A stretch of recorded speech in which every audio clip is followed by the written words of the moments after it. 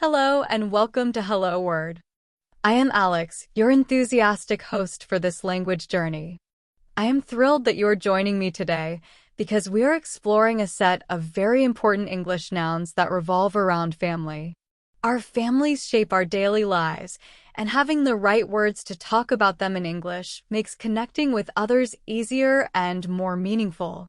Whether you are greeting your mother, introducing your brother to a friend, or talking about your grandparents, knowing how to use these words accurately will make your conversations more fluent and natural. Today, we will be looking at words you can use in everyday situations when you want to mention members of your family, as well as extended family like in-laws, nieces, nephews, and more. These words represent some of the most fundamental connections in our lives. In this episode, we will go step by step through each term, including clear definitions, examples of how each word is used, and simple sample sentences. We will also remind ourselves that these words function as nouns, which means they label people, places, things, or ideas. In this case, of course, they label individuals who hold specific places in our personal networks. As we move through each word, try imagining situations from your own life in which you might need to use that word. This approach will help you remember the vocabulary and internalize the usage more quickly. Whether you are a new or returning listener, I am excited to have you here with me. Now, let us jump into today's family vocabulary. We will learn and practice one word per paragraph so that everything is clear and easy to follow. Let us begin. Engaged is an adjective referring to two people who have promised to marry each other, usually marked by a formal agreement or announcement. It can sometimes work as a noun if you say, the engaged are planning their wedding. But typically, you might hear, I got engaged last week, or they've been engaged for 6 months. This status highlights that the couple intends to marry, but is not yet married. Married is a common adjective describing a person who has a husband or wife. However, when used as a noun or as part of your identity, you might say, the married have different responsibilities. Although that usage is less frequent, the central meaning remains that someone is in a state of marriage. In everyday speech, it is often used as a descriptive word. I am happily married, or they have been married for many years. Married couple is a noun phrase describing two people who are joined together in marriage. If you are talking about your mother and father together, or another pair of spouses, you might say, they are a lovely married couple who travel the world. Another example is, that married couple has lived next door for many years. It is a simple way to indicate that two individuals are united by marriage. Husband is a noun that identifies a married man in relation to his spouse. If you want to say this man is your partner in marriage, you call him your husband. For example, you might say, my husband and I enjoy cooking together every evening. Another example is, I first met my husband at a friend's birthday party. This word clarifies that a man is legally committed and recognized as a spouse in a marriage. Wife is a noun that indicates a married woman in relation to her spouse. When you refer to the woman you are married to, you call her your wife. For instance, in daily conversation you could say, my wife is very talented at painting, or my wife and I are planning a trip to visit her parents. Using wife provides a clear picture of that person's role as your female partner in a marriage. Parents is a noun that denotes your mother and father. It can also describe any primary guardians who raised you if you consider them mother or father figures. If you want to talk about them collectively, you say, my parents taught me important values. Another everyday example is, my parents live in a different city, so we speak on the phone every evening. This word is very common in daily conversation. Mother is a noun indicating a woman in relation to her children. It is among the most universally known family words. For example, in conversation, you might say, my mother gave me the best advice when I was nervous, or I love calling my mother on Sunday mornings. This term identifies that she is the female parent and caretaker in your life. Father is a noun that describes a man in relation to his children. You can say, my father is always eager to share his knowledge about cars, or I try to have lunch with my father on Wednesdays. Using the word father communicates that he is your male parent, distinguishing him from other male relatives or friends. Daughter is a noun referring to a female child in relation to her parents.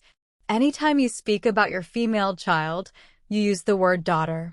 For example, you might say, my daughter has a dance recital this weekend, or my daughter has really improved her cooking skills. This term lets listeners know that you are talking about your female offspring. Son is the noun you use for a male child in relation to his parents. When you need to talk about your male child, you say son. For instance, you may mention, my son just started college, or my son is learning how to drive. This word specifically identifies that he is your male offspring, rather than some other relationship to you. Sister is a noun that signifies a female sibling. If you have a female sibling, you refer to her as your sister. You can say, my sister and I grew up sharing a bedroom, or my sister is an incredible volleyball player. This word tells others that you share at least one parent and identifies her as female. Brother is the noun for a male sibling. You might say, my brother is 2 years older than I am, or my brother, and I enjoy playing video games. By using brother, you let people know that this relative is your male sibling, as opposed to being a cousin or a friend.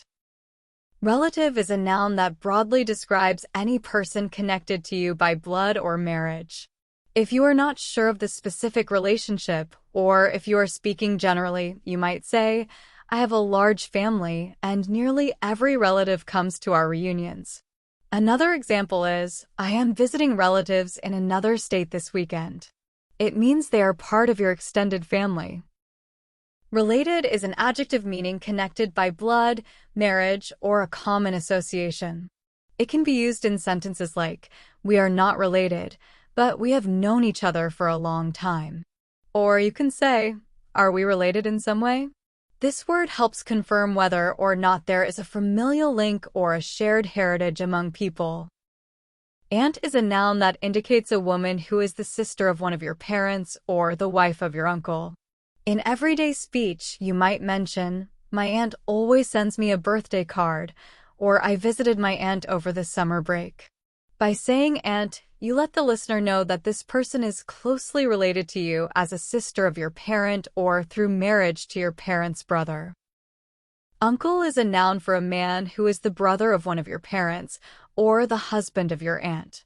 You could say, my uncle took me fishing when I was a child, or my uncle lives in another country, so I only see him occasionally. This word clarifies that the man is related to you as a sibling of your parent or by marrying your aunt. Cousin is a noun that refers to the child of your aunt or uncle. It could be male or female, as cousin covers both possibilities. For example, I spent many summers playing with my cousin at my grandparents' house. Another example is, my cousin and I decided to start a small business together. This is how English encapsulates that you share a grandparent, but not the same parents. Niece is a noun that describes the daughter of your sibling or the daughter of your spouse's sibling. You might say, my niece is learning to swim, or I am taking my niece to the zoo this weekend. This word conveys that you are the aunt or uncle to a female child within your extended family. Nephew is a noun that identifies the son of your sibling or the son of your spouse's sibling. In everyday conversation, you could say, my nephew just started school, or my nephew loves playing soccer after class. This tells people that you are the aunt or uncle of this male child in your extended family. Ancestor is a noun referring to a person from whom you are descended, especially one who lived many generations ago. You might say, I discovered that my ancestor was a notable inventor, or I am studying my ancestors to understand my family's heritage. This word helps point out someone in your family line from a distant past, not just someone in the immediate generations. Grandparents is a noun referring to the father and mother of your parents. When you say grandparents, you mean both your grandfather and grandmother together. An example could be, my grandparents used to take me to the park every weekend, or I always look forward to my grandparents' anniversary celebration. This term reminds you and others that they are the parents of your mom or dad. Grandfather is a noun that means the father of your mother or father. When speaking of him in conversation, you might say, my grandfather taught me how to fish. Another way to use the word is, I am staying with my grandfather during the holidays. It instantly helps others know your connection. He is the father of one of your parents, making him a generation above you in the family line. Grandmother is a noun for the mother of your mother or father. If you have a loving grandmother, you might say, my grandmother used to tell me stories every night when I was little. Another example is, I am visiting my grandmother next month because it is her birthday. This word immediately helps people understand that this woman is one generation above your parents. Grandson is a noun that denotes the male child of your son or daughter. If you are a grandparent talking about your grandson, you might say, my grandson visits me every Saturday morning. Another useful sentence might be, my grandson loves reading adventure books. Using grandson makes it clear that the person you are talking about is the male child of one of your own children. Granddaughter is the noun for the female child of your son or daughter.